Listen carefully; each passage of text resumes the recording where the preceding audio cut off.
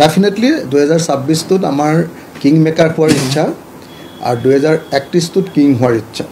সঁচাকৈ বিজেপিক খেদোৱাৰ ইচ্ছা আছে তেতিয়াহ'লে আমি সকলো বিৰোধী দল একলগ হ'ব লাগিব।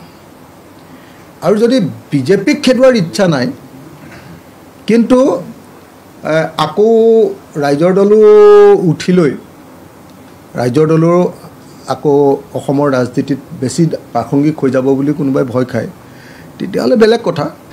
ডেফিনেটলি 2026 আমাৰ কিং মেকাৰ হোৱাৰ ইচ্ছা আৰু 2031 কিং হোৱাৰ ইচ্ছা। সঁচাকৈ বিজেপিক খেদোৱাৰ ইচ্ছা আছে তেতিয়াহ'লে আমি সকলো বিৰোধী দল একলগ হ'ব লাগিব। আৰু যদি বিজেপিক খেদোৱাৰ ইচ্ছা নাই কিন্তু আকৌ ৰাইজৰ দলো উঠি লৈ ৰাইজৰ দলৰ আকৌ অসমৰ ৰাজনীতিত বেছি প্ৰাসংগিক হৈ যাব বুলি কোনোবাই ভয় খায় তেতিয়াহ'লে বেলেগ কথা।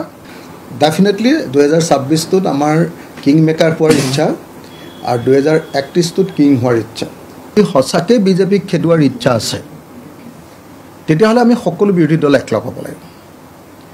আৰু যদি বিজেপিক খেদোৱাৰ ইচ্ছা নাই কিন্তু আকৌ ৰাইজৰ দলো উঠি লৈ ৰাইজৰ দলৰ আকৌ অসমৰ ৰাজনীতিত বেছি প্ৰাসংগিক হৈ যাব বুলি কোনোবাই ভয় খায় তেতিয়াহ'লে বেলেগ কথা।